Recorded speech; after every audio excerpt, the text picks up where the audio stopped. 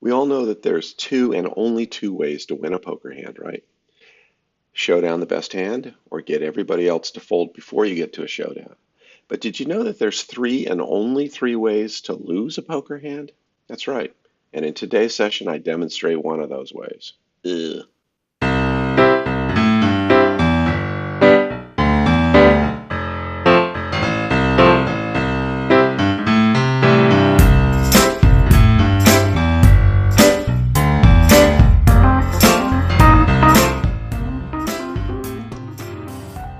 Hello and welcome to another session of Exceptional Poker Video.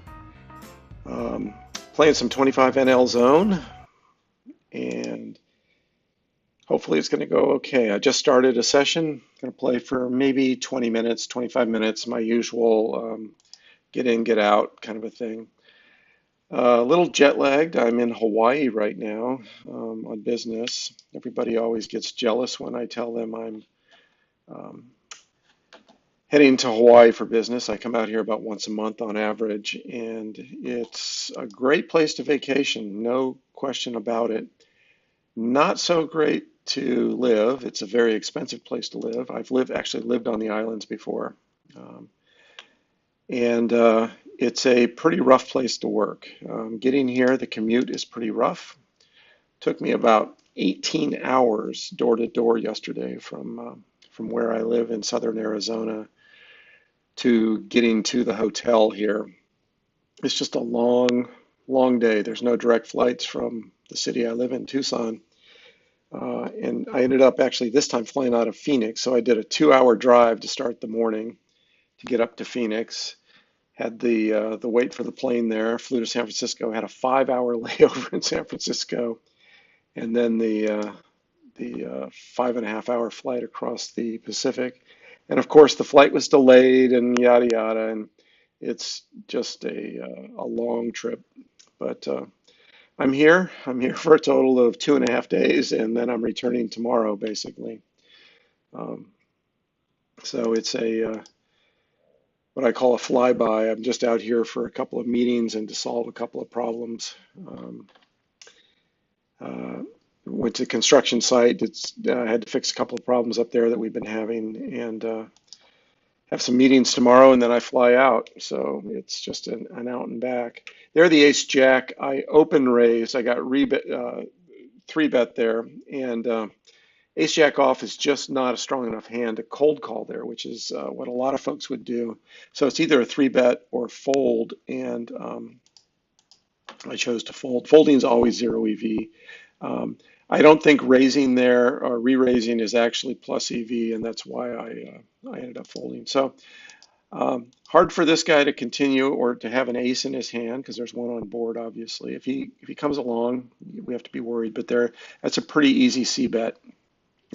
We were the pre-flop aggressor with the nines. The board was pretty dry. Yes, there are a few aces in his range there, but for the most part, he doesn't have aces, or he would have re-raised us. Maybe some weak suited aces are in his range, those kind of hands. But for the most part, we can discount aces in his range. And then the board had double paired with sevens, which makes it very unlikely that that he has a seven as well. There's not a lot of sevens in his range to begin with. And then the fact that two of them are on the board there reduces the possibility of him having a seven even less. So it's a pretty easy C bet there. It's pretty. Our hand has a fair bit of pot equity pre-flop, and then on that flop, it still has quite a bit of equity against his range. So we're betting for value in that particular situation. Um, C betting for value, and that's he folded, and that's perfectly fine. We don't have a problem with that. So in Hawaii, jet lagged, got my Hawaii bows, rainbow hat on. Okay, here it's a little bit tricky. We've got a pretty deep stack behind us. I'm going to call with the intention of set mining. We're both deep enough, clearly. I'm the shorter of these two stacks, so deep enough to set mine here. Um, Pretty dry board. I think I'm actually going to see bet. I meant set mining earlier is what I said, meant to say. We're deep enough to set mine. Going to fire again here. He's checking, showing weakness. he has a hand like ace king, ace queen or so. I don't think I'm going to get any value by betting again here. So I'm just going to check behind and see a showdown. So yeah, so he had a hand that he just didn't believe us. But again, he's not going to call a river bet there from us with that kind of a hand. So um, remember, we're betting. You're probably sick of me saying this by now, but we're betting for one of two primary reasons. One, to get worse hands to call or better hands to fold. And I think he had a worse hand than us there. So, which he did. He showed a worse hand. Um, but he's not going to call with worse. So betting there does not accomplish that, and he's not going to fold a better hand if he does have a few better hands in his range than us, maybe some slightly bigger pocket pairs than what we have. So in either case, betting is not going to accomplish anything there. So here with the ace king, this little min raise open is pretty weak. We're re-raising for value here. Our hand has a lot of equity. This guy shoved all in, but he's short stacked. We're pretty much pot committed with this guy with the stack to pot ratio as it is, unless this guy does something really crazy. So we're going to get our money in here, and we're in a coin flip. So that's about all you can do. We won the hand. It's almost irrelevant, right? The point is that he's shoving with a very wide range, and only aces and kings we're really afraid of there. Everything else we're in a coin flip against, or we've got dominated there. So that's a pretty easy call when somebody is that short stacked. So very next hand, we pick up big slick again. And again, we're going to do the same thing here. Now, this guy opened larger. He's a slightly deeper stacked. But again, we're re-raising for value here. This is he's got a very wide range that he's opening with there on the button. Unfortunately, we're out of position here, so we're not going to get too invested in this pot. That turn does not change much at all, so I'm firing again. And gonna fire again here because I think I can get him to get off of well, maybe actually betting here was a mistake because I don't think he's folding any pair. And darn it. Yeah, I think actually betting there was a mistake. I think we should have checked and let him induce a bluff. Try to induce a bluff. So we're gonna buy more chips.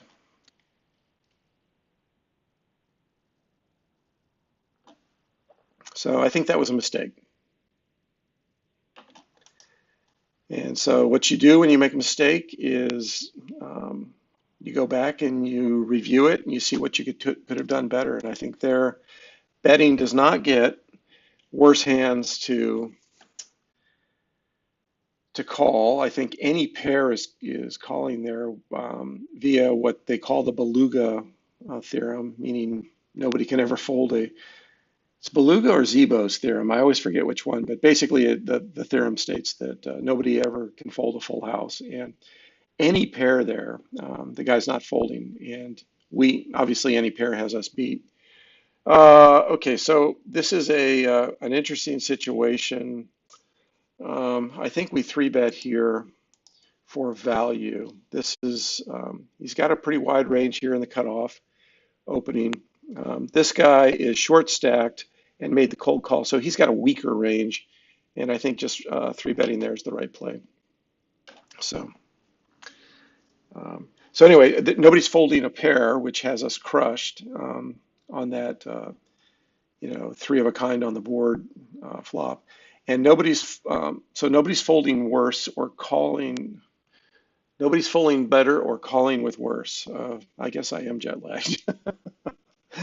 So betting is a bad move there. So that was a mistake on our part. But I'm going to go back and I'm going to review it and just kind of verify that. But that's sort of my gut feel is that was a mistake. So what you going to do?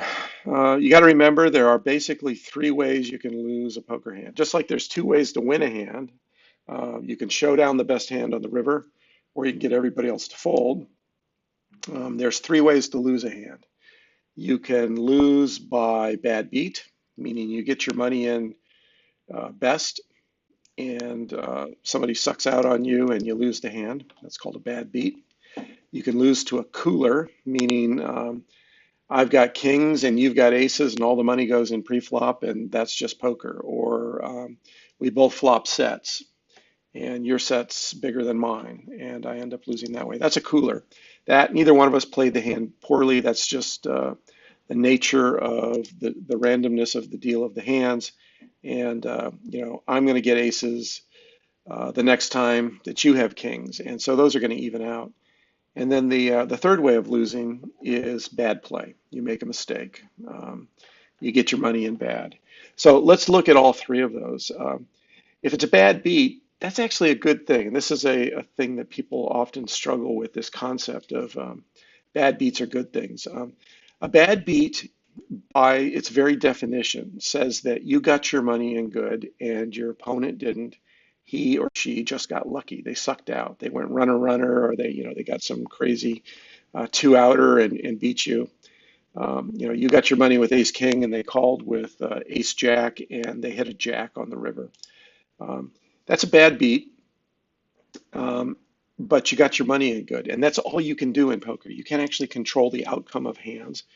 You can't control the results. You can only control the decisions and actions that you make to get involved in a hand or not. So if you lose to a bad beat, you have to wrap your mind around the idea that that's actually a good thing. Um, it's indicative of you playing good poker, and over time, you're going to make a lot of money in that particular situation. Okay, we've got a pretty wet board. This is kind of a one and done situation. Um, we're betting, and if he comes along or re-raises, we're absolutely done. But it's pretty wet. There's hearts, there's straight draws. The 9 and the 10 are both solidly in his range. So we're going to put a little bit of money in here on a C bet, but then give up if he sticks around. And fortunately, he didn't. So a bad beat is a good thing. That's the first way to lose a hand. So that's a good thing.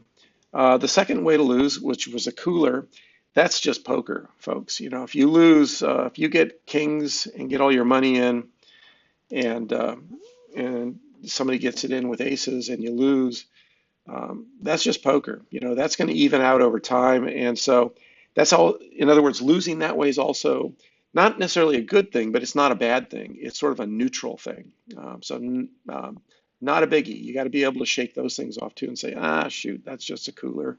I'll get him next time. Um, the third way of losing, which is bad play on your part, you can look at it one of two ways. You can get angry and upset at your play, or you can learn. You can try to improve yourself. You can try to understand what you did wrong and not do it again. You can lose and get angry, or you can lose and learn. And so there's not really, if you kind of look at it, squinty and with your head cocked to a side. No, seriously, if you look at it sort of philosophically, none of those three ways of losing are horrible things. Yes, you don't want to make bad decisions and lose that way. But we're human. We're all going to make mistakes. We're all going to get our money in badly occasionally and lose. And the best players, the long-term winners at the game, are those that learn from those mistakes and try not to repeat them. They try to eliminate that particular leak or issue or problem area from their game so that they don't repeat it. It's actually a learning opportunity, if you will. Yeah, it costs you money. Here we lost a fair bit. Okay, so this is 3 to a flush on the board. I'm going to go ahead. This is another one of those one and done kind of things. Um, Pretty wet board. Obviously, if one of these people have even a single diamond in their hand, they're probably not going away, or they're re-raising us here. I think he's got a single diamond. He's just trying to blow us off the pot, but we're going to be out of position, and it's going to be hard to play our hand out of position on the remaining streets. So, we're done with this hand. Um, so there are 2 ways to win a poker hand and 3 ways to lose. And of those 3 ways, um, one is a great thing, bad beats. One is a neutral thing, and one can be a very good thing because it can help you get better at poker. Or you can let it be a bad thing and upset you. The choice is yours.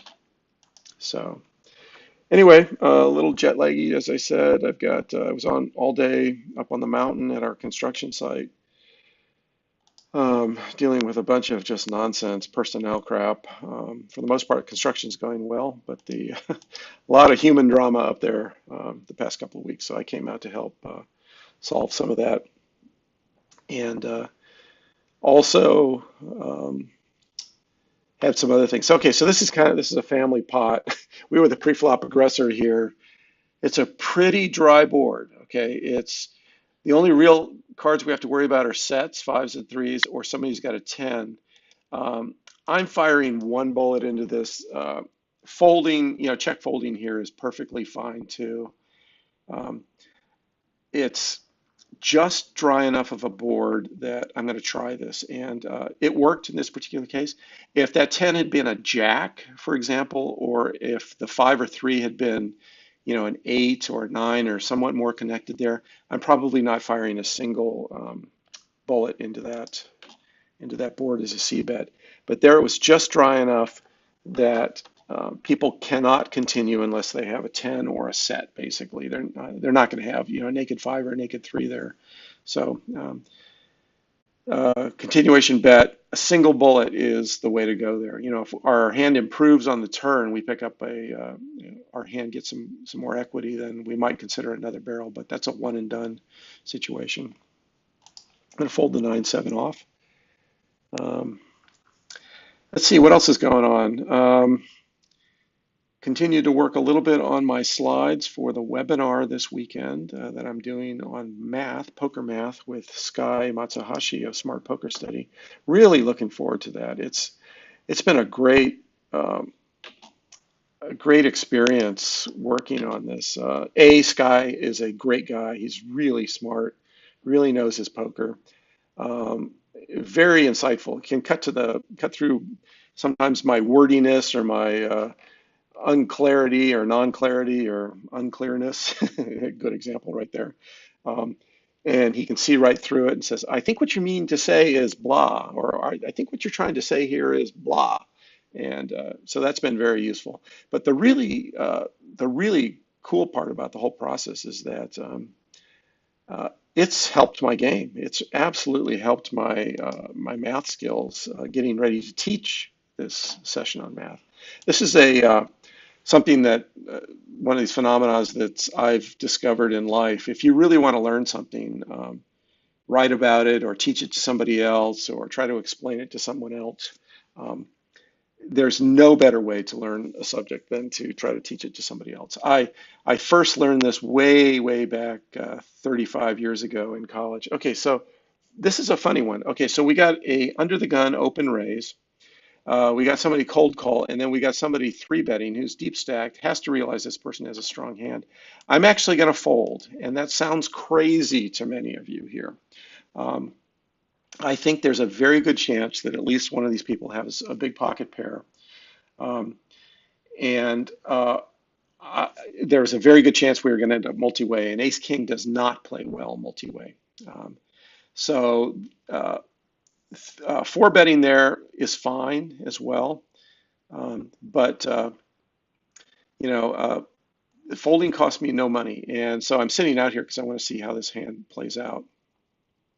Um, and of course, he's not going to show. But I think folding there is the right play. Um, it's the well. Let me put it this way: folding there, unless I've got a better read on my opponents, is the safe play. Ace King is a super strong hand. Don't get me wrong; it's absolutely strong.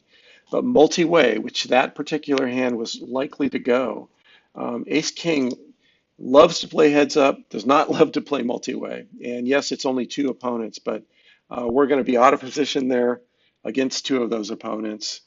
And if we don't flop an ace or a king, we are not going to know where we're at. We're going to be first to act multi-way against two very aggressive players. So just fold it. And that needs to be a lesson to you. That absolutely needs to be a lesson, is that just because you're dealt a specific hand, a hand that normally you play and normally you play strongly, doesn't mean that that particular situation that you're in right now merits you to play that hand. Sky and I, in fact, were just chatting about this.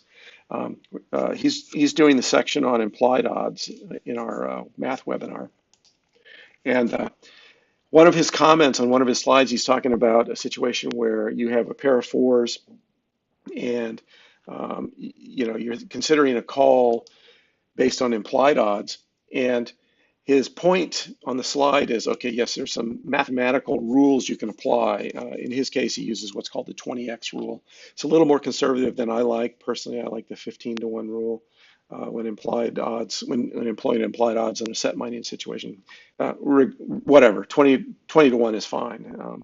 But his point on the slide, it's almost a subtle point, but we talked about it, and he's going to make it a stronger point and really add some bullet points about this, is that you're choosing to enter a hand every time you decide to play. And when you're doing something with a speculative hand and just calling, you're giving up the whole fold equity side of things. I'm going to check raise here if this guy bets. I probably have the best hand. I think this is the only way I was going to get any more money out of this guy, and even though it's 25 cents, it's absolutely worth a bet here. Okay, so this guy min re-raise this. I think I'm going to call here. Check to the weird 4-bet re-raiser. I don't know what he's got. He could have a weird pair. He could have like an overpair of sevens or eights. He could have something like ace 3, maybe ace 5.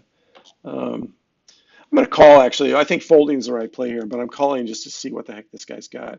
I'm going to check, and if he bets small enough, I'm really curious what he has. I'm guessing like a medium pocket pair, or maybe ace 5, something along those lines. Well, I obviously can't call that amount.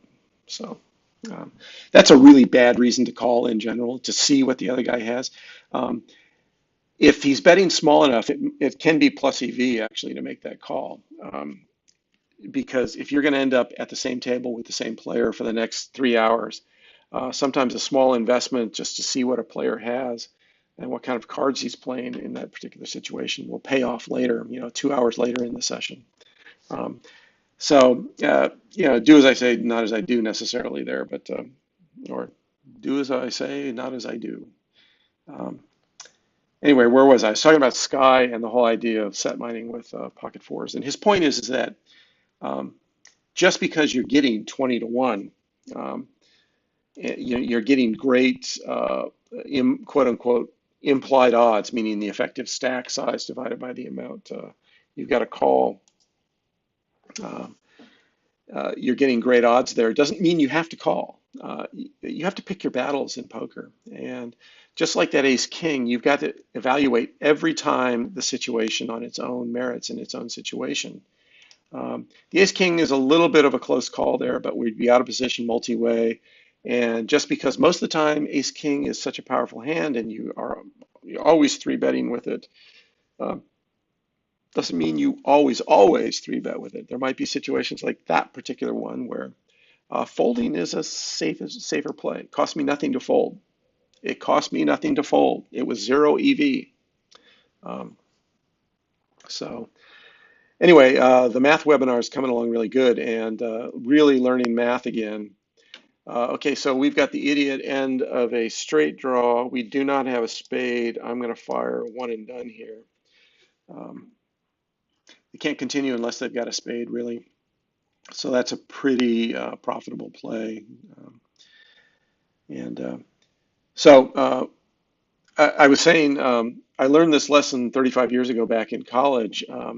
I had just finished I'm an engineer, so a lot of math you take in university and engineering school. So 3 semesters of calculus, a semester of differential equations, got good grades in all of it, and thought I knew math, thought I knew calculus pretty darn well. Well, a friend of mine who was teaching at a local community college taught a business calculus course there, had been doing that for a couple of years. She contacted me and she said, hey, for a number of reasons, I'm going to give up this job and I can kind of pick my successor and I think you'd be great at it. Do you want this job? And it sounded like the perfect part-time job. It was teaching calculus in the evenings to business majors. How hard could it be? I know math. I know calculus. Well, holy crap, it's really hard when you actually have to explain it to someone else. I knew calculus, but boy, I did not really truly know it to the point where I could teach it to someone else. So I ended up staying like a chapter ahead of the rest of the class, and really relearning is the wrong word because I knew calculus, but really trying to understand the fundamentals of calculus. So I'm c-betting again here. I think he would have led into us if he's got a queen there. Would have led into us on the turn. Just you see this at the micro stakes. They're afraid you're going to check behind. So that's why I fired the second bullet there. So anyway, at the end of that semester of teaching calculus, I really knew calculus at that point. And then I ended up teaching a number of other math courses at the community college, and which were all really straightforward to me after that point. But boy, it was an eye-opening thing to me. And I extended this later. Uh, didn't really fully realize it at the time, but a friend of mine, Mr. Multi, talked me into starting a poker blog back in, it was like 2005, 2004, way back when. And this is how I got into blogging to begin with. He said, you might consider blogging about poker. You're always talking about it. Why don't you write about it? And so I did. And in the process of writing about poker, and those early blog posts back in '05, '06, '07, when I was really just getting going into it, I was learning poker, and but writing about it and quote unquote teaching it online in my blog posts, trying to describe hands I played, reasons I played them the way I did, and theory and all that kind of stuff is where I really began to learn poker. Again, the idea of teaching it to someone else or explaining it to someone else, or even just explaining my own actions in the blog um, to others, uh, really made a difference in my understanding of basic concepts of poker. And yeah, it's something I encourage you guys to do as well. The uh, the point, though, this long-winded point that I'm trying to make is that um, I know poker math. I know it pretty well. I understand expected value and how to calculate equities and implied odds and 4-2 rules and break-even math and stack to pot ratios, and I have a pretty good understanding of all that.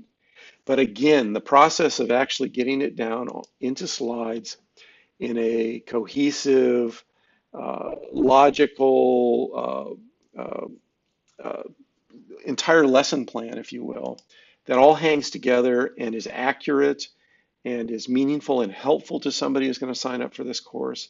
Um, Boy, oh boy, it's really forced me to, again, relearn math is the wrong way to phrase it. But really solidify my understanding of the basics of math. Okay, so we got an under the gun open raise from a relatively deep stack, folded around to this guy in the small blind. I'm going to sit out this hand. This is not a call or a re-raise. If this guy had folded, I probably still would have folded this hand because I would have been out of position against an under the gun raiser with a very strong range, and my ace 10 off there feels a lot like a reverse implied odds hand, a so-called trouble or trap hand. That's why I'm folding it there. So opening the queen jack suited in early middle position here, pretty standard. So anyway, getting the slides together and really trying to come up with this lesson plan that we're going to cover on this Saturday, coming up pretty quick, has been just fantastic for my polishing up and working through math again and math examples. Just fantastic. Also discovered some pretty interesting things. As an example, stack to pot ratio and the whole idea of pot commitment. There's some rules of thumb that say things like, hey, if your SPR, your stack to pot ratio, is 3 or less, you should be willing to stack off with a lower equity hand, like a top pair, top kicker kind of hand. If somebody shoves all in on you, and the SPR is 3 or less, you should be willing to stack off. Well, why 3? Where did that number come from? I had put my slides together and uh, developed that information, showed some situations, and said, look, here's an SPR of 3 or less. So, and we've got top pair or middle pair kind of a hand, so we should be stacking off. And then I started to think, well, what if a student asked me, where does that number 3 come from? I don't know where it comes from.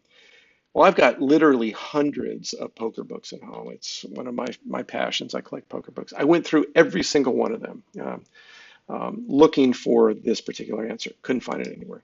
I Googled it. I looked in. I posted this in 2+2 as a question on forums. I asked poker playing buddies of mine, where does this number of 3, SPR of 3, come from that says it's okay to stack off?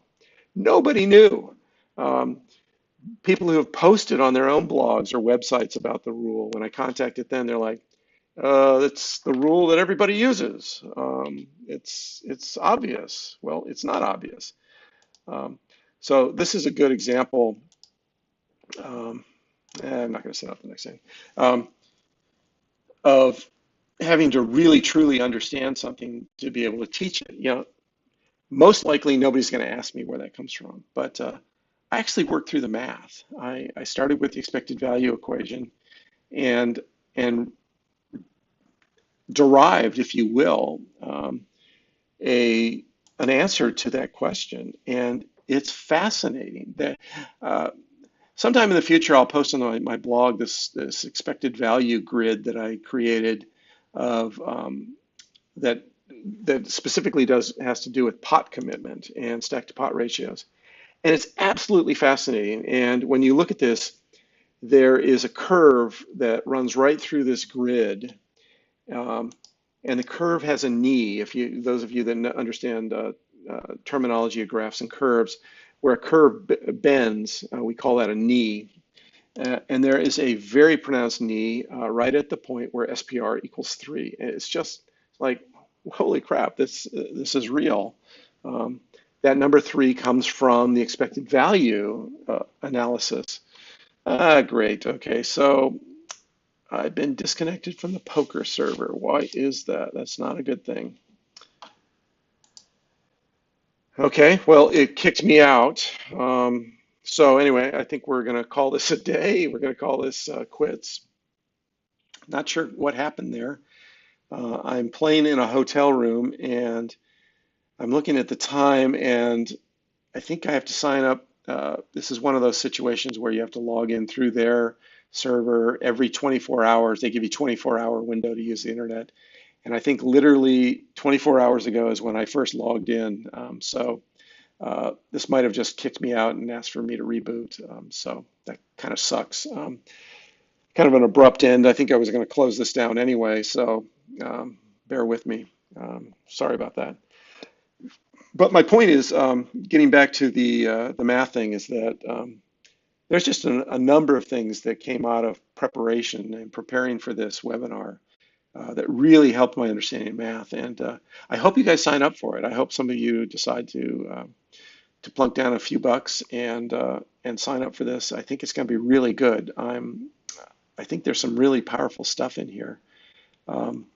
Just the stack to pot ratio discussion and pot commitment alone is absolutely worth the price of admission. This is one of those things where um, if you know what your stack to pot ratio is and your pot equity to a certain degree, really easy to make the call whether or not you're pot committed and you should stack off or not. And it's all derived from math.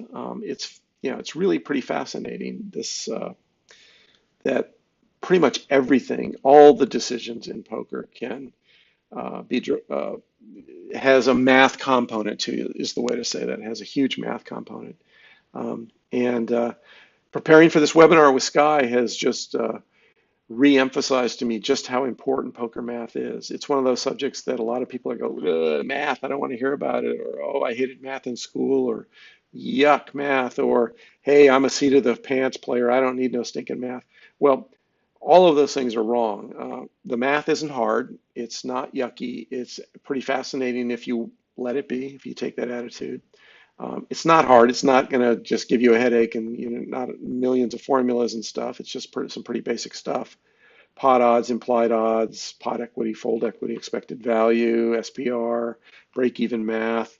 Um, these kind of things, blind defense percentages, all those kind of things are really, really powerful things.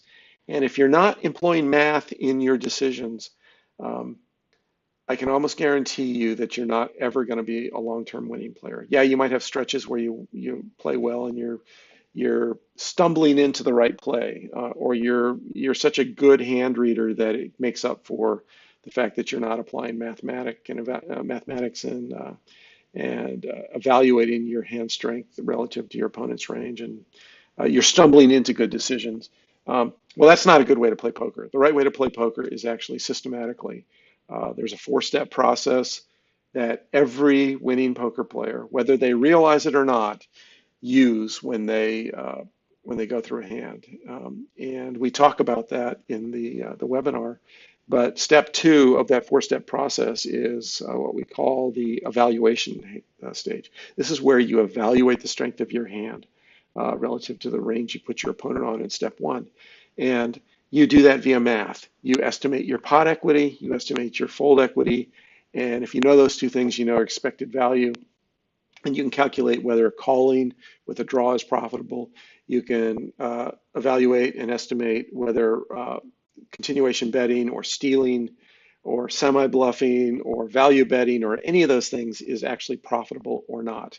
It all boils back down to math. And all of the math collapses back down to the expected value equation. Everything in gambling, and poker is a gambling game, everything in gambling stems from the expected value equation. So that's where we start in the webinar. And again, I'm kind of geeking out over this stuff. Yes, I'm a nerd. Yes, I love math. I hope you do too. And I think if you sit in on this webinar this Saturday, I think you might actually get something out of it too and learn to, if not love math outright, at least appreciate it and understand its importance in the decision-making process in poker. So without any further ado, I'm going to figure out what happened to my internet connection here, and I'll be talking to you later, hopefully on Saturday. And regardless, hope the chips are falling your way, and remember, choose.